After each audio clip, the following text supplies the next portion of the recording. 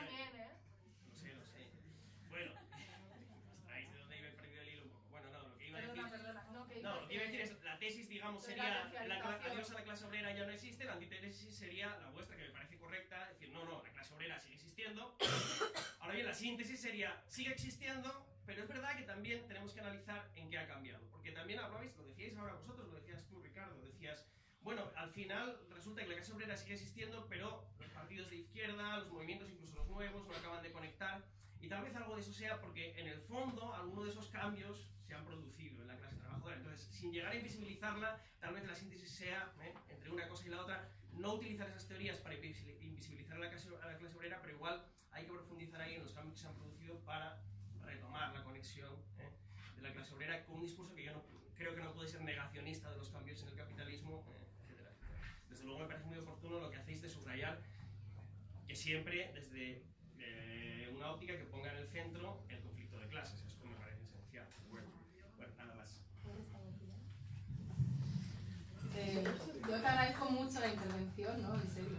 Y me gustaría que todo el mundo se leyera el libro así de manera tan atenta, También, como Baviano con la lupa, aunque yo sé que él tenía la intención de hacer la crítica desde antes de haberse leído el libro, pero bueno, ese es otro tema. Yo no, No sé, no tengo el gusto, tampoco había. A ver, me sorprende que digas que no afirmamos que ha habido muchos cambios. Todo el rato hacemos énfasis en la idea de que el capitalismo ha mutado y con él la clase trabajadora. Sí es cierto, esto que apuntas, seguramente no hemos profundizado en esa síntesis, en cómo sería con mayor detalle, porque, a ver, el libro no es un estudio académico de la clase obrera, no es una tesis doctoral, no nos equivoquemos, no es un paper, ¿sí? Es un agitprop a lo Lenin, ¿no? Esto lo decimos en la introducción. Claro que tiene partes académicas, inevitable, y soporíferas seguramente, y seguro que son más mi culpa que culpa de Ricardo, pero era necesario para discutir con esa izquierda. Aún así, yo lo he releído muchas veces y por momentos digo, no, bueno, esto está muy superficial, esto deberíamos profundizar más, pues que ya nos ha salido un tochaco de 400 páginas, porque también nosotros dijimos, vamos a hablar de todo, ¿no? Vamos a hablar de la cultura, vamos a hablar de los medios, vamos a hablar del cine, de la política, del capitalismo, de si estamos en la globalización o en el imperialismo, o sea, bueno, es un desahogo. Eso va en detrimento de la necesaria profundización. Obviamente, si tuviéramos que escribir un paper académico o una tesis doctoral sobre este tema, el enfoque sería muy diferente. Sí es cierto que en la definición de clase, o incluso en luego otros puntos, ¿no? Cuando empezamos a hablar del porcentaje de hijos de trabajadores de la universidad, que damos cifras diferentes. Bueno, damos cifras diferentes porque estamos recogiendo fuentes diferentes y destacamos la que nos impacta más, que es decir, que menos del 10% son de los universitarios son hijos de trabajadores manuales o sin estudios, no me acuerdo ahora exactamente el término, pero eso no quiere decir que estemos afirmando que solo el 10% de los universitarios son hijos de trabajadores, como dice este Baviano, ¿no? O sea, es que sí, claro que hay, es una definición de clase obrera que por momentos puede parecer contradictoria, ¿no? O sea, ¿dónde ponemos a la clase obrera? ¿Por qué? Porque yo creo, como decía ayer, hay dos maneras de analizar la clase obrera. Una es lo académico, sociológico, marxismo, y dentro del marxismo también hay enfoques para dar y vender, porque no todos los marxistas consideran que la clase obrera es lo mismo, hay todo bueno, hay kilos y kilos de literatura sobre el debate de quién genera plusvalía o no, trabajo productivo e improductivo, o sea, esto se puede, de cada tema tú puedes hacer 1000 tesis doctorales, sí es evidente, y eso es un punto, pero luego hay, lo que yo decía antes, el tema del término, en términos no quiero repetir, o sea, el término clase obrera y su función política. Nosotros hemos querido tirar más por lo otro. Sí tenemos que dar alguna definición académica, sí tenemos un poco que establecer qué es, pero bueno, sí, seguramente el libro tiene esas y muchas otras falencias, también es muy subjetivo, obviamente es un ensayo político de parte de dos personas que estamos de acuerdo en 99% de las cosas, pero también hay cosas en las que él ha redactado, o sea, nosotros hacíamos así, yo redactaba una parte, se lo mandaba, él introducía, quitaba, etcétera. hay cosas que si yo las hubiera redactado al inicio, yo no las hubiera redactado así, y seguro que viceversa, pero eso no invalida. O sea, yo estoy de acuerdo con lo que él pone, y creo que él también está de acuerdo con lo que yo pongo, si no lo hubiéramos quitado. Eso también se nota, ¿no? Que hay dos plumas, hay dos, y por eso puede parecer por momentos errático. También nos han dicho que por momentos parece más académico, por momentos como menos académico, bueno. Pero sí se agradece la crítica y la opinión. Pero solo eso, siento si alguien espera encontrar El Capital, versión 2 o otra cosa, no somos García Linera, o sea, de momento yo la voy a ver. No hemos llegado a ese nivel. Sí, no sé, pues eso, que no es un libro académico, es un libro de agitación política, de Agitprop, y bueno, sobre todo con lo que has dicho de la izquierda académica, le metemos mucha caña a la izquierda académica, pero creo que queda muy claro, o por lo menos era nuestra intención, a una izquierda académica muy concreta. Pues desde Negri... Muy concreta, ¿no? Desde Negri a toda esta gente, ¿no? Creo que tiramos además de autores que podrían ser considerados posmodernos, ¿no? Porque nos he leído por ahí que esto es un fusilamiento de todo el pensamiento. Hablamos de Harvey, creo que mencionamos a Anderson, no sé. Y claro, a veces se nos ha exigido, porque es lo que comenta el hombre este de comisiones, pues eso, un libro académico, y no es un libro académico, creo que es un libro para actos como este, ¿no?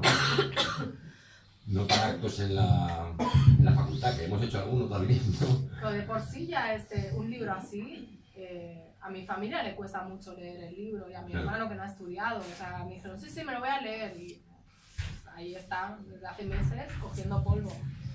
Imagínate si nos ponemos a hacer un libro todavía más, con más enjundia. Y además está lleno de ironía, de sarcasmo, está mal hablado por momentos. No sé qué a veces esperaba la... Claro, como hay momentos en los que sí nos ponemos un poco académicos, ya pues aprovechan para decir, no, es que aquí te has ido por las ramas. Digo, ya, claro que me he ido por las ramas, pero es que lo hemos hecho a conciencia para levantar ampollas y para que se mueva un poquillo la cosa, ¿no? Pero bueno, sí es mejorable, como todo. Por supuesto. Hola, yo soy Carmen, trabajo en Correos, soy funcionaria. Soy delegada de CGT también, aprovecho para apoyar a los compañeros que están haciendo una labor tremenda. Y hablando del mundo del funcionario, del empleo público, sí que solo decir en alto lo que todos sabemos, que es un mundo en el que el sentido de clase media está bastante arraigado, ¿no? Por la fijeza del puesto, en fin. Por lo que espero que vuestro libro sí de verdad remueva conciencias que falta nos hace. Y luego sí quería reivindicar aquí, también desde el punto de vista trabajadora, la defensa del servicio público. Porque también es un derecho que como ciudadanos, como trabajadores, estamos perdiendo y dejando que se pierda. Por eso, nosotros como trabajadores, desde Correos, estamos reivindicando estos derechos y pido también a los usuarios, a la ciudadanía, que nos ayuden a defenderlos. Y nada más.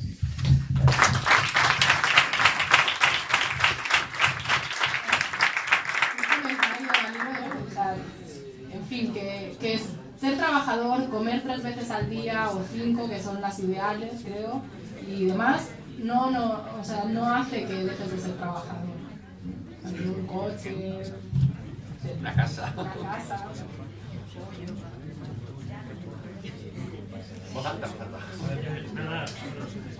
Nada, lo primero, daros gracias por haber cometido la osadía en los tiempos que corren. Los tiempos que vivimos.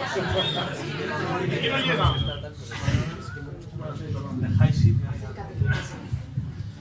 Llega bien, ¿no? Vale.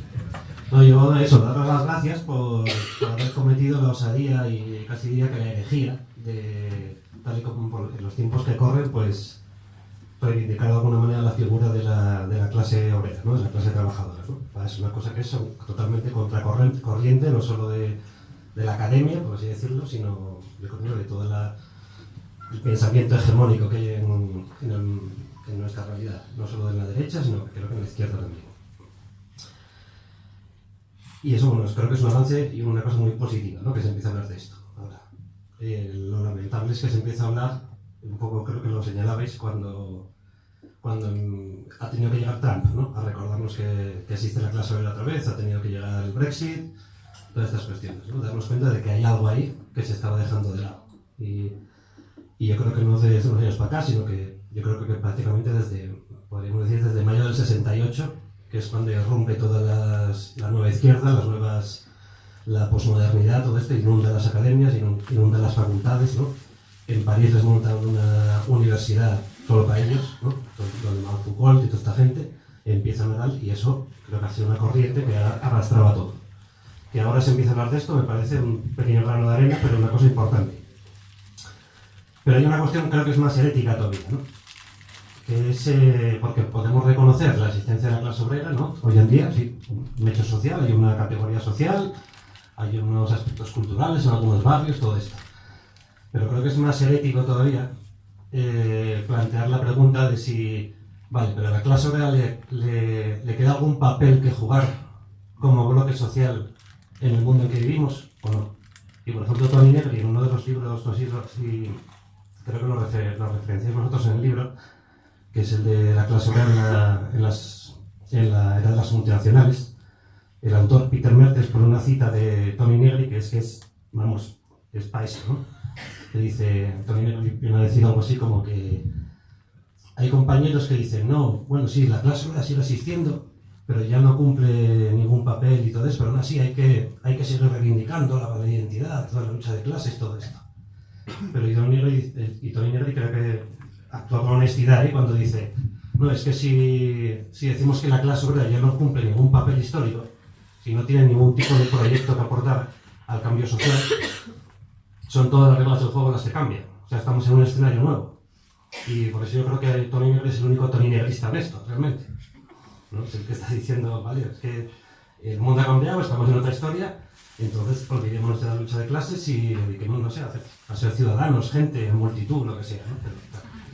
Entonces a mí me interesa un poco saber vuestra opinión sobre esa historia, ¿no? De la clase obrera, partiendo de la premisa de que sigue existiendo, en vuestra opinión sigue teniendo algún tipo de papel histórico que jugar, o sea, algún proyecto social, político, de sociedad, algo así, o bueno, sí, está ahí, pero en los barrios y tal, pero... Es un poco la pregunta del millón, otra de tantas preguntas del millón. Es que claro, es interesante porque, claro, se dice que la clase obrera ya no existe, ¿no? Como dice Negri, y otros, ¿no? Por esas transformaciones que se han dado en el mundo del trabajo, pero bueno, con los datos en las manos, y si no pecamos de etnocentristas o europeístas, ¿no? Desbocados, ahora mismo hay más clase obrera que nunca en la historia de la humanidad. Pero más que nunca. O sea, ahora mismo los niveles de producción, el número de obreros, el número de fábricas es el mayor que ha habido en la historia del planeta Tierra nunca. ¿No? Y habría que preguntarnos si a veces no pecamos ahí de un poco de etnocentristas o de...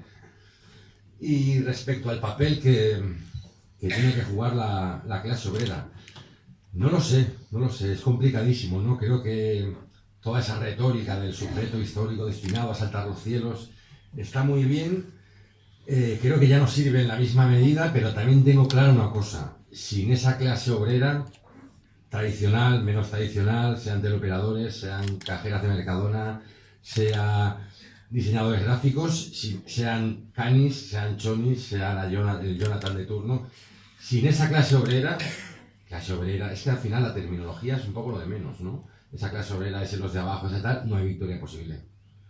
Y creo que la prueba la tenemos ahora mismo encima de la mesa.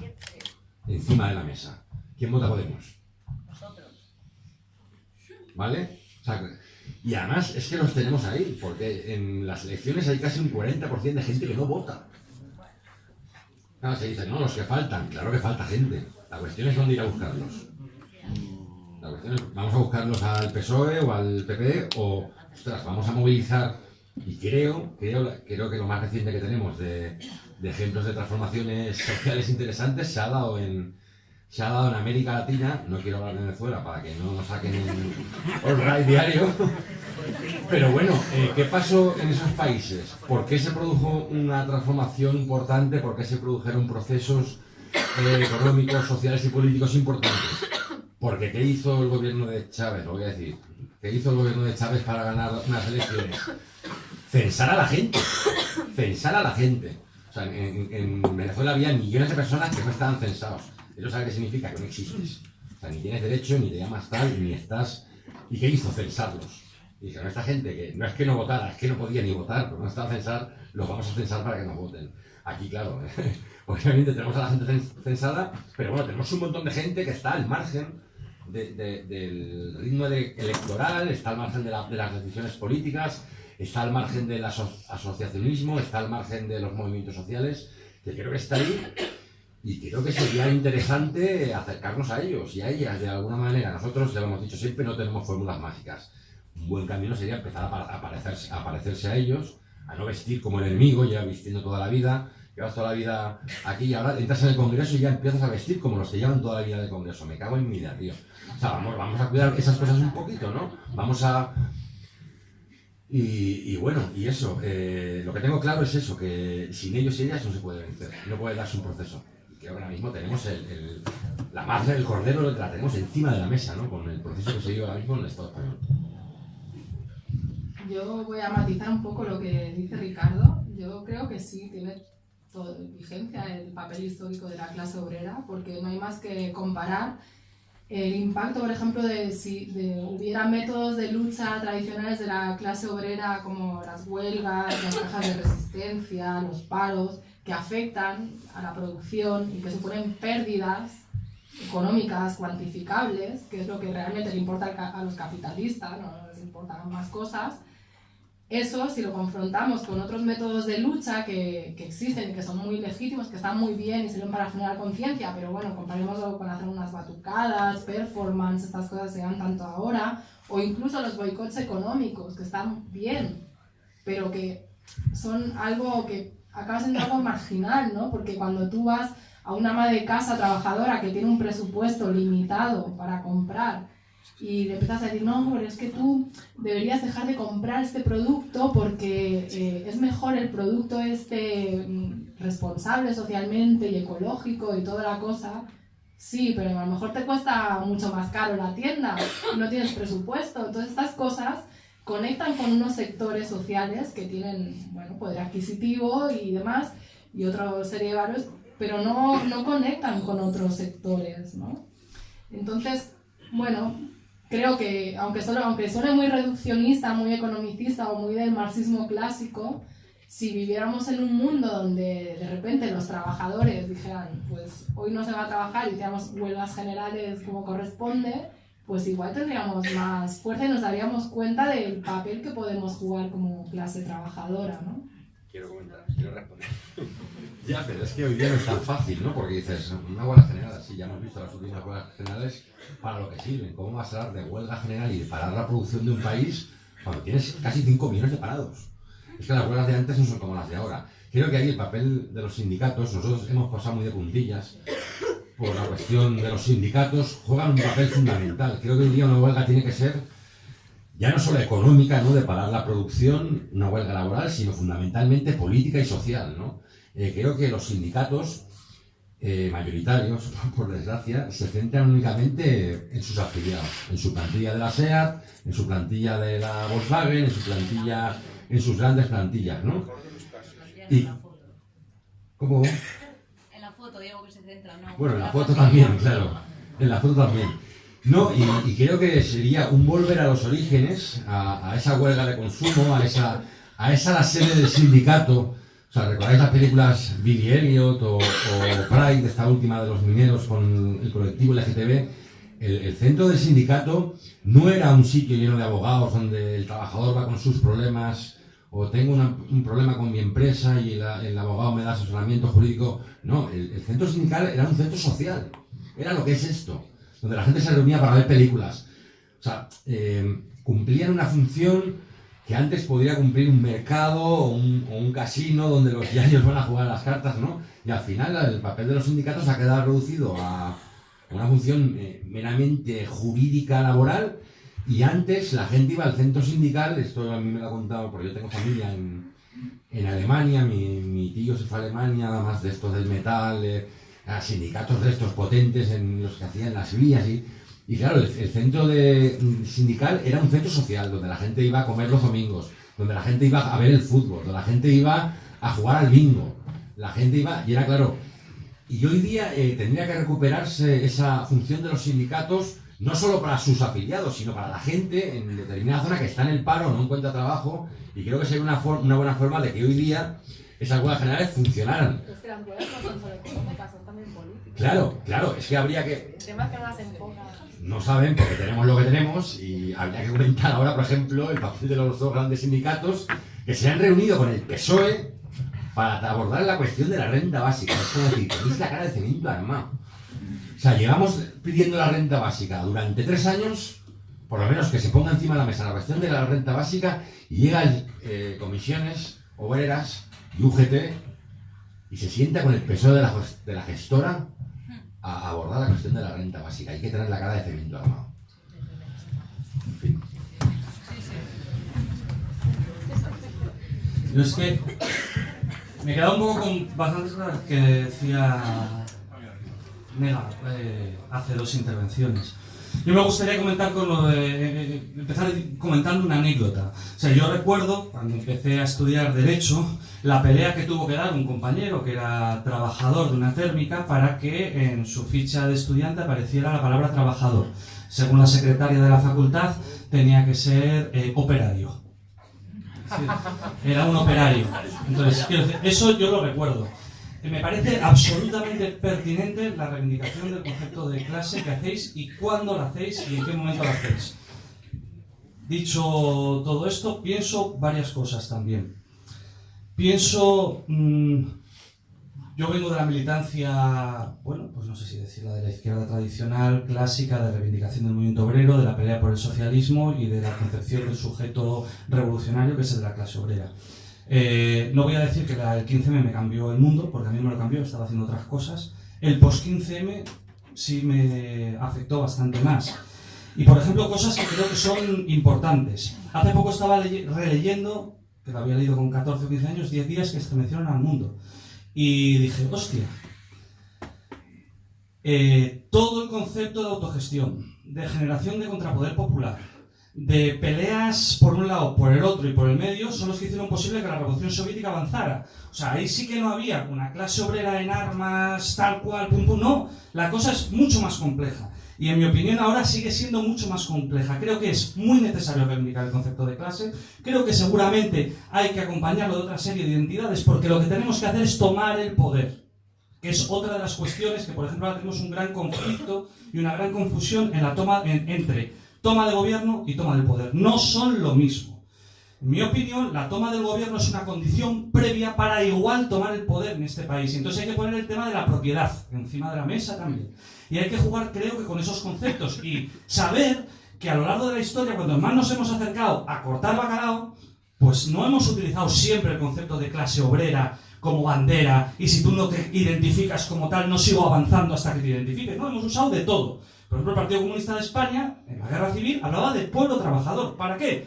Para incluir ahí a pequeños propietarios, a su madre y tal, y lo que ahora, por ejemplo, dice Julián Guita, mayoría en sí, mayoría para sí, tomar conciencia de que somos mayoría. Y dentro de esa mayoría, ¿en qué estoy completamente de acuerdo? En la pertinencia de decir, dentro de esa mayoría están los trabajadores y las trabajadoras, que no pueden ser ocultados nunca más. En eso, completamente de acuerdo. Si pienso que no pasa nada por saber que la cosa es compleja y que vamos a operar ahí y que vamos a tomar el poder. Yo hace poco pues discutía con camaradas míos queridos de muchos años, ¿no? Y al final me decían, joder, tío, porque yo no creo que estemos mal. O sea, estamos muy jodidos, pero nunca hemos tenido, yo por lo menos, empecé a militar en el 90, con 13 años, nunca lo he visto más cerca que ahora. Sabiendo que es muy difícil, que está muy lejos y que igual perdemos.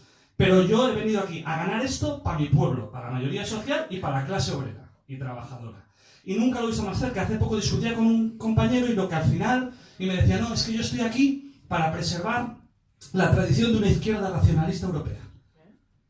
Más o menos, en un momento determinado, hace una izquierda racional que viene que bebe de la Revolución Soviética, que tiene una serie de categorías en las que quiero referenciarme porque eso da sentido a mi vida. Pues yo no estoy aquí para ser el 7 o el 8%, que puede ser muy rojo, muy combativo y con el cual yo me identificaré por siempre y ole, porque soy lo que soy gracias a eso, sino que estoy aquí para coger a la mayoría del pueblo español y ponerlo en la vanguardia del cambio, de la transformación social a nivel mundial. ¿Cómo se hace eso? Con muchas cosas también, con la clase obrera y con la reivindicación. Pero sin volvernos muy locos, no sé si esto aporta algo o no, pero es lo que pienso.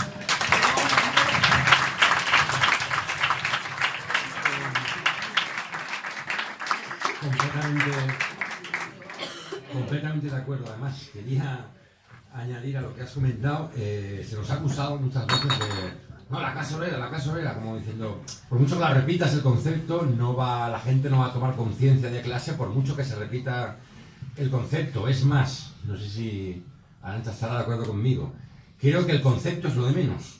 O sea, clase obrera o clase trabajadora, repetirlo, creo que es mucho más interesante que salga un representante político y alguien de lo que consideramos a grandes rasgos, que consideremos clase obrera, se siente identificado, diga, este tío viste como yo, este tío habla de lo que a mí me preocupa, este tío parece de los míos. Creo que eso es mucho más importante que repetir como loros clase obrera, orgullo de clase, y este tipo de conceptos que igual, pues, seamos realistas, no son el último grito en moda, ¿no?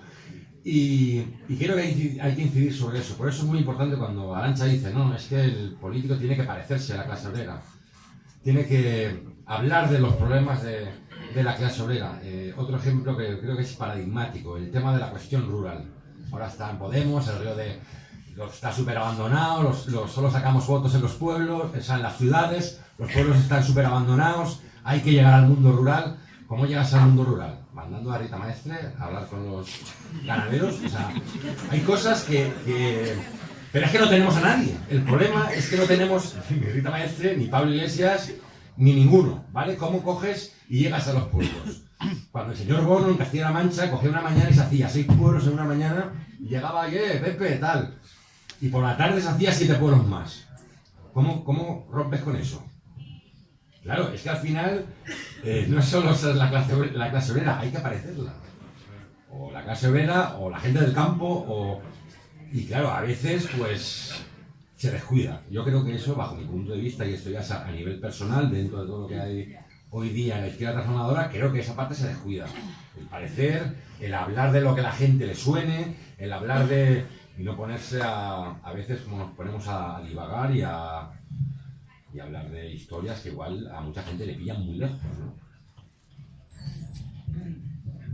Me encanta que cites 10 días que se metieron en el mundo. A mí lo que me quedó claro de ese libro, lo que yo sentía cuando lo leía, decía, joder, queremos hacer la revolución, porque no se puede dormir mucho. A mí me gusta dormir, yo si no duermo estoy de mal humor, no puedo pensar, no sé. Y bueno, bromas aparte, pero esto tiene algo de profundo. ¿Quién estaría dispuesto hoy en día a hacer una revolución de ese tipo, ¿no? De lo que supone la entrega de tu tiempo, que al fin y al cabo es tu vida, ¿no? ¿Quién que tenga un trabajo, pues si no hacemos una huelga porque nos descuentan 100 euros de la nómina, imagínate no aparecer por el trabajo durante, qué sé yo, una semana porque estás en asamblea perpetua mañana, tarde y noche, tela, ¿no? Sí, estoy de acuerdo en que la cosa es más compleja y que, pues sí, que no es solo clase obrera, tal. Lo que sucede con nosotros que a veces suena muy simplista, ¿por qué? Porque nosotros estamos combatiendo contra un discurso hegemónico y parece que solo defendamos eso de la clase obrera, como cuando nos dicen, es que no habláis de otras identidades. No, porque obviamente, claro, ya, esa gente ya tiene su cámara y su espacio para decir, nosotros queremos hablar de lo que no se habla y ponerlo en valor, ¿no? Por eso recargamos las tintas en el tema de clase. Ahora, yo creo que el término clase obrera todavía es útil por lo que decía antes, porque sigue conectando identitariamente con mucha gente que no están dentro de los que hacen discurso, que no están en los medios de comunicación, que no están en el discurso hegemónico, pero que es mucha gente, mucha gente, quizás la mayoría, que no tiene un altavoz para decir somos de clase obrera o yo sí me identifico con eso. Por ejemplo, nosotros hicimos una pequeña encuesta, que no es una encuesta sociológica ni nada de eso, o sea, fue pasar, te lo digo, bueno, porque Babiano también decía, no, y encima pretenden hacer pasar una encuesta y no poner la metodología, y es como, a ver, perdona, la encuesta consistió en que mi excuñada y mi hermano pasaran unas preguntas a sus compañeros de trabajo y de fútbol de distritos proletarios de Barcelona, un poco para ver cómo respiraba la cosa. O sea, no es, o sea, claro, es totalmente parcial, totalmente una muestra. No, pero nos interesaba porque esa gente encaja con ese perfil que algunos dicen los canis, chonis, los ninis, toda esta gente que no se moviliza. Y nos sorprendió que el 90 y pico % de la gente se identificaba con el término clase trabajadora, clase obrera, ¿no? Y eso quiere decir que hay gente que no está movilizada, que no es militante, que no se moviliza por otras identidades, porque no se moviliza por temas de género, ni por temas ecológicos, ni étnicos, ni por su preferencia sexual, que cuando tú le dices, apelas a su condición de trabajador, sí se identifica, ¿no? Entonces, también pensemos en eso, porque quizás la gente más avanzada políticamente, que tiene más elaborado su pensamiento y que analiza el mundo de manera más poliédrica, por decirlo en términos así petulante, sí tienes que seducirla con cosas más complejas, pero la conciencia de clase es algo que se puede tener sin necesidad de haber leído libros, o sea, que se tiene por vivencia, y eso es lo más brutal y eso es lo que hace que tenga un potencial tan fuerte, ¿no? Y por eso interesa anularla, por eso interesa confundir en ese sentido, ¿no? Bueno. Y bueno, por último, creo que hay que ser flexibles tácticamente, por supuesto, o sea, si no, no seríamos revolucionarios ni vendríamos a cambiar el mundo, porque a mí de qué me sirve lo que siempre decís los de Podemos, que nos jode tanto a los de la izquierda ceniza que se cuecen su sopa de estrellas rojas, pero o sea, a mí no me sirve de nada ir con mis pins de la Unión Soviética o de la Audi el martillo para ser vista como una friki, ¿no? Lo que sirve es que las ideas, que es lo importante aquí, se transmitan, tengan perdurabilidad histórica y sirvan para la transformación con siempre claridad estratégica, o sea, flexibilidad táctica absoluta, pero con claridad estratégica de hacia dónde vamos, porque si vamos cambiando hacia dónde vamos, pues ya te mareas, ¿no? O sea, es como si el GPS te lleva a 8 sitios a la vez, pues no. Yo quería empezar agradeciéndoos mogollón el libro, ¿no? Que habléis de la clase obrera, por fin, y que habléis de la clase trabajadora, que me parece súper importante que vuelva a estar ahí en la centralidad del discurso, que recordéis a mucha gente de esa izquierda académica que Marx ya explicó que la clase obrera es diversa, que siempre, desde que existe el capitalismo, ha existido y hemos existido los trabajadores temporales y jornaleros, ¿vale? Que no hace falta inventar una nueva palabra como precariado, que ya existe temporero y jornalero, que de verdad que ya está, ¿no? Y eso quería, para empezar, deciros que muchas gracias. Y luego sí que quería, bueno, ahora Arantxa acaba de explicar bastante guay que vosotros queréis hablar de una cosa en concreto y que ya se habla del resto, ¿no? Pues por ejemplo, de la situación de las mujeres trabajadoras específicamente más en otros libros y que no era vuestro objeto tal, ¿no? Que igual sí que molaba más ahí enjundia, ¿no? De pues por qué el convenio de las trabajadoras de los supermercados es como es y el de los trabajadores del metal es como es, ¿no? Que ahí hay una diferencia importante dentro de la clase obrera que mola también señalar para intentar superar, ¿no? Y luego una cosina, no sé si conocíais a Baviano de antes de que escribiera. Vale, pues os voy a contar una cosina, no oye personal, ¿vale? Es así él, ¿vale? Es así siempre. Es así siempre, o sea, es así con sus colaboradores, es así con gente que trabaja con él, es así con gente que escribe libros con él y que de repente escribe un artículo que a él no le parece bien por lo que sea y le da una caña a saco sin sentido, ¿vale? Pero siempre, o sea, de verdad. Yo tengo una compañera que cada vez que tiene que hacer algo con él, tiembla. O sea, que tranquis y que por otro lado, Baviano, en su defensa, sí voy a decir, que yo un paisano que por mucho que tal, más que ser un rollo sindicalista por lo que os da caña, porque, o sea, yo lo veo más como la izquierda académica. Yo creo que os da más caña porque él pertenece a la izquierda académica que porque pertenece a un gran sindicato. Pero que sepáis que es un paisano que siempre ha hablado de clase trabajadora. No habla tanto ni casi prácticamente nada de precariado y siempre en su defensa ha estudiado a lo largo de la historia, al margen de modas, sí, la clase trabajadora como clase, ¿vale? O sea que bueno, eso. No, sí, gracias. A mí lo que me sabe mal es este sectarismo que luego tenemos en la izquierda, que salimos con el cuchillo entre nosotros más que contra el que tenemos enfrente, ¿no? y que a veces parece que hay un tema de ego, porque hay gente que da la impresión como que le molesta que lleguen otros a hablar de un tema que a lo mejor él lleva trabajando mucho tiempo. Digo, no estoy pensando solo en el caso del concreto, ¿no? Pero es que esto es mucho de las miserias de la academia, que la conozco bien porque yo soy académica, que nuestro ego y el que nos hagan caso a nosotros está por encima, y el tener razón está por encima de la transformación, que esto también pasa en la izquierda, ¿no? O sea, ojalá Podemos fracase porque así se confirmará que yo dije que Podemos tal, ¿no? Que yo tenía razón. Y antepones eso al hecho de que tu país se transforme, ¿no? Entonces es muy triste, y yo por cuestiones familiares conozco a alguien que trabaja con él que me dijo: tengo un compañero que quiere hacer un artículo sobre vuestro libro. Y yo le he dicho que primero se lo tiene que leer, ¿no? Me dijo este familiar. Y me dice, porque considera que vosotros el tema sindical, pues que lo tratáis muy mal. Y no se había leído el libro, ojo, ¿eh? Y yo le dije, yo alucino, porque yo conté ayer, yo trabajé en la UGT en Cataluña. Estoy orgullosa de ello, no soy de la UGT, no sería mi sindicato de militancia, pero yo trabajé como técnica en la UGT y me parece que los sindicatos son imprescindibles. Lo que jode es que no cumplan la función que tienen que cumplir, y que en luchas se ha comprobado y se comprueba día a día, los grandes sindicatos, sobre todo las estructuras, porque otra cosa son los compañeros que son delegados o afiliados al sindicato, a veces sean los que están pasteleando con la empresa mientras tú estás luchando, ¿no? Incluso en contra de sus propios afiliados.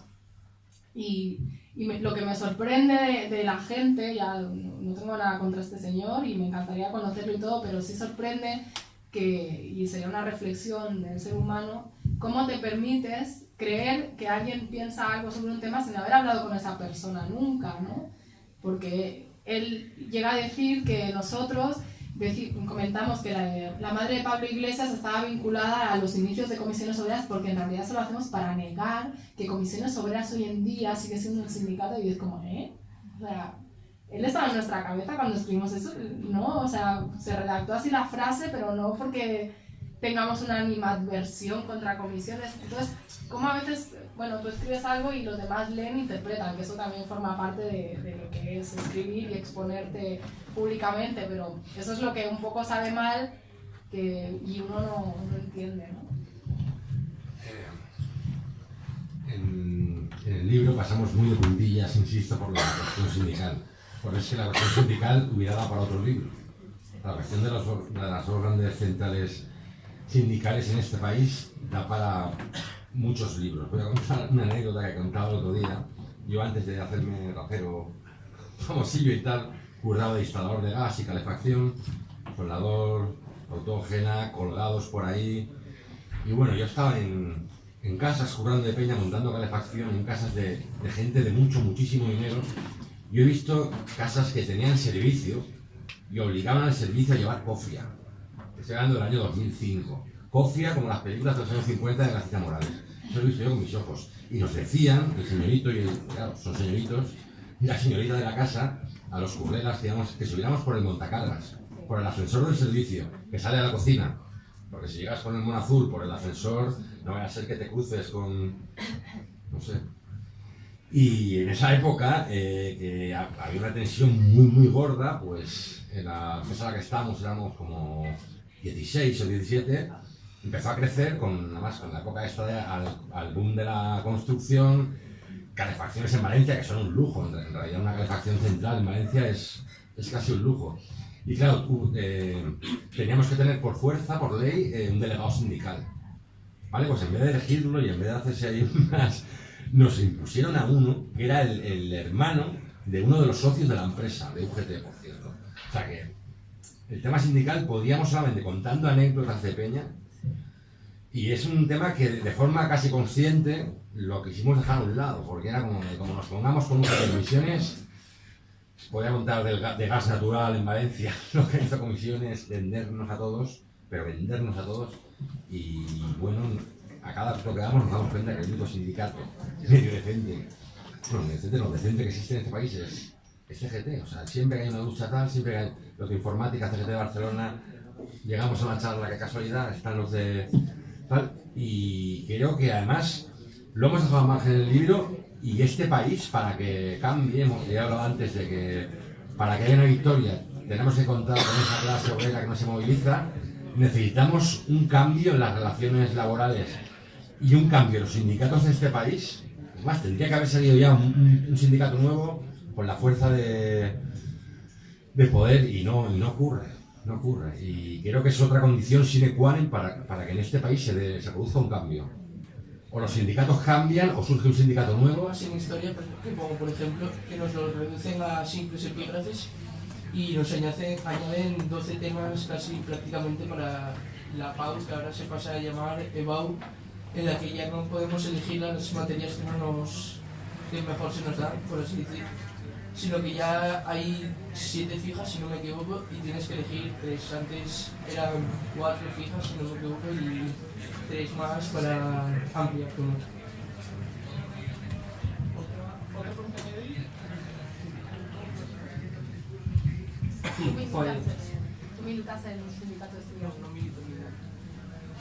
Pues mi pregunta más o menos quería titularla como la comercialización de la clase obrera. Y esto lo sentí este verano que tuve la suerte de viajar a Moscú. Y claro, yo cuando llego por primera vez en mi vida a Plaza Roja y veo ahí el mausoleo de Lenin, a mí se me pone la piel de gallina. Yo creo que cualquier persona, independientemente de derecha o de izquierda, debe ponerse la piel de gallina simplemente por reconocer lo que hizo. ¿Ainda tú crees que se le pone la piel de gallina o en la Plaza Roja?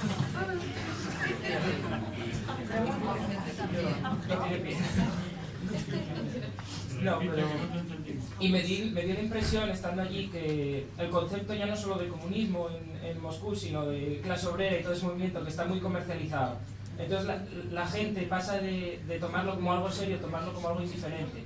Y eso te ocurre luego en ámbitos como en lo personal, como el ejemplo que ponía Arancha en la ponencia del Facebook, que compartes, me pasa mucho a mí a menudo, una foto, yo que sé, de fiesta, cualquier tontería, y todo el mundo reacciona. Compartes una foto de un problema social importante, pasan 2 semanas y nadie ha reaccionado.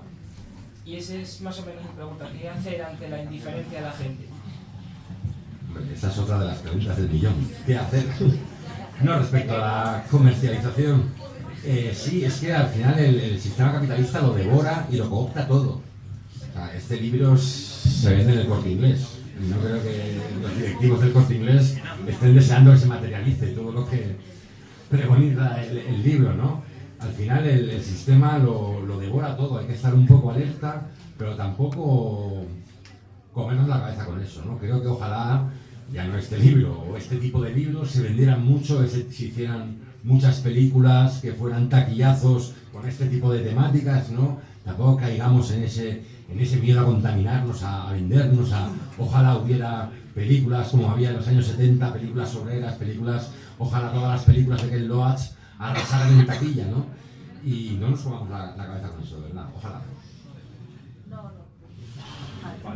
Pues nada, lo dejamos aquí, agradeceros mucho vuestra presencia, que además sabemos que es complicado, ¿no? Porque tenéis agendas bastante complicadas ahora, así que agradeceros de verdad que hayáis compartido este momento con nosotros.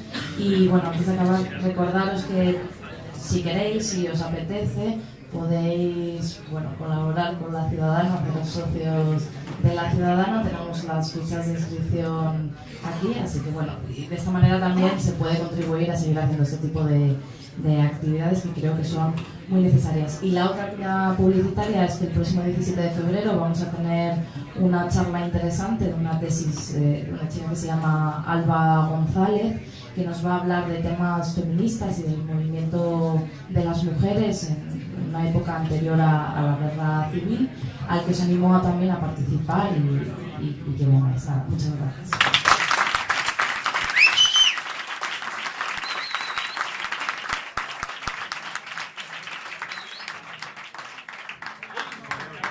Hacemos una silla cada una y la ponemos.